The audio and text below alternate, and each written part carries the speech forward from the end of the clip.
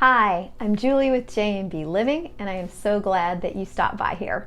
Today's video is all going to be about new intentions, and specifically what information you need to know about how your brain operates in order to make sure that you have good success in actually following through on your new intentions. So I know beginning of the year, many of us set new intentions, myself included. And lately I've been listening to a lot of Andrew Huberman's work. He is a neuroscientist and a professor at Stanford Medical University. And the information that he shares about the brain I find really fascinating, but I also find it extremely helpful in helping me to make changes in my life to improve my life, whether it's things to do for my health or my business or whatever. So I'd really like to share some of what I am finding useful here with you today. And at the end of the video here, I'll share where you can find Andrew Huberman's work as well, in case you'd like to listen to more of what he has to offer as well. So when you're trying to make a new behavior or you're setting a new intention, one of the key things is that we typically don't pay near enough attention to what it is we need to let go of. Instead of, we're usually focusing on this new behavior, but what we need to let go of is truly key because we are overriding a behavior that we already have. This is important because it's our old routines and habits that typically are what is going to sabotage success. When you do an action repetitively and often enough, it becomes what neuroscientists refer to as a reflexive behavior. It can be really difficult to change these reflexive behaviors or habits, if you will, because the neurological circuitry is very robust, and as a result, it's going to take extra effort in order to keep these neurons from automatically firing. Fortunately, our prefrontal cortex has the ability to overwrite these type of behaviors if you go about it in a specific way.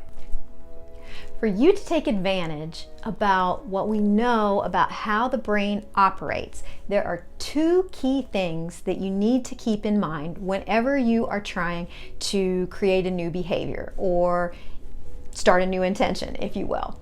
So the first thing is that you need to get really specific about what it is that you no longer are going to do, or what the behavior is that you're going to change.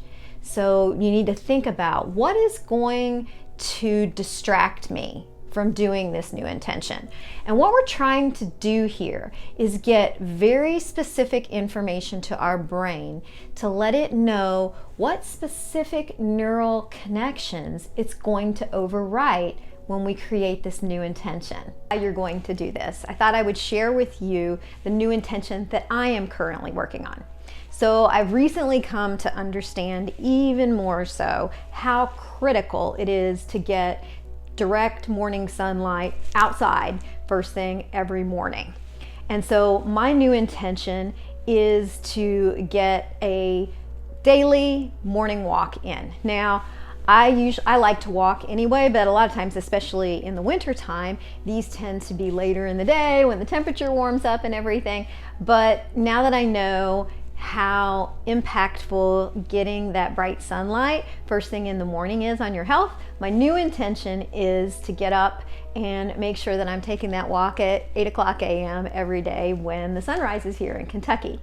What's going to distract me and keep me from doing it is the piddling around the house that I do early in the morning. So more specifically, it's in that first hour after I wake up. And then to get even more specific, it typically has to do with putting away things that didn't get totally cleaned up and put away from the day before. And a lot of times that's right here in my kitchen. So I know that that's something that I'm going to need to make sure I do the night before so that it will help me and have a less availability to distract me from this new intention that I want to set and get successful on. So the second thing is that you want to get really clear on why you want to let go of this behavior that you're replacing with your new intention. So ask yourself questions like, what is the downside to continuing this behavior? Or on the flip side, what are the positive aspects if I let go of this behavior and replace it with this new intention? So for me, going back to my example, when I spend an hour piddling around picking up things first thing in the morning, it cuts into the time that I have deemed as my time for journaling, reflecting, and then getting out to get my morning walk. So by letting go of the behavior of piddling around, putting things away, rearranging things, etc. in the morning, it's going to ensure that I am able to get out there for my 8 a.m. walk and also leave time for a relaxed, reflective journaling experience so that I can get some great insights to share with you. So we get first really specific on what the behavior that you want to change and replace is, and secondly, on why, the positive and negative reasons for doing so. Now I'd like to share with you 5 tips to help you when it comes to replacing those behaviors that you want to overwrite, if you will. So the first thing is to choose a time and a place. Be very specific about that too. When you're going to do this new behavior, how often you are going to do it. I would also say that you want to make a short enough time frame so that you know that you are going to be successful in doing it. So you might want to only say, okay, for the next 2 days I'm going to do that. And that's fine, because you want to set yourself up for being successful and having that reward system of knowing that you accomplished what you set out to do with your intention. So kind of think Pavlov's dog here. You're training yourself and rewarding yourself with that pat on the back that you actually did it. So make sure it can be a realistic time frame that you're going to be successful. The second thing is, don't beat yourself up about it if you don't follow through. Remember that this is hard. Changing behaviors is hard stuff. We talked about, earlier in the video that when you have these reflexive behaviors, you have this well-worn path that you are now having to take some extra energy, if you will, to actually overwrite it. So don't get discouraged. Rather, put your attention and your energy into figuring out how can you slightly tweak what you did to do it a little differently to make you more successful the next time. So then also you want to just try to stick with just one new intention that you're changing at a time. That way you can be very focused and intentional about it. You want to start small. That's going to allow you to get more specific, get really down to the root of the problem, and that's going to help you be a lot more successful by doing it. So then you want to also make sure that the reasons that you give yourself for your why, of why you want to change it, make them realistic. Don't, sometimes there's a tendency to kind of blow things out of proportion or like really convince yourself, but unfortunately that's just going to have a detrimental effect because your brain then knows it's not real and is just going to completely ignore it. And then the fifth and the last tip is to make sure to write it down.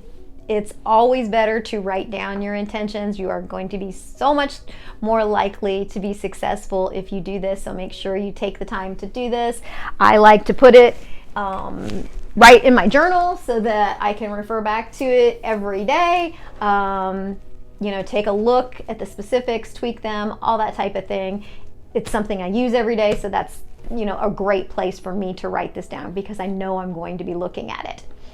And the other thing, if you want to take it one step further, even more power to you if you tell someone else that this is what you're going to do and your rationale behind it, because that's going to make it also a lot more likely that you will follow through with it. So at the beginning of the video, I told you I'd also share with you, in case you want to listen more to some of the information that Andrew Huberman shares. You can find lots of great podcasts on Huberman Lab, and the podcast that I listened to that had information that he was talking to about intentions specifically was on Pat Dossett's Made For podcast called Base Camp. So you can listen to the full podcast there. So a big thank you to both those gentlemen for all the information, all the great information that they are sharing and the knowledge that they are putting out there.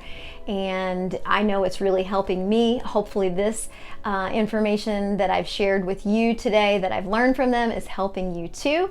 And if you've enjoyed it, please give it a thumbs up. If you haven't already subscribed to the channel, that would be fantastic as well. And I hope you have an amazing rest of your week.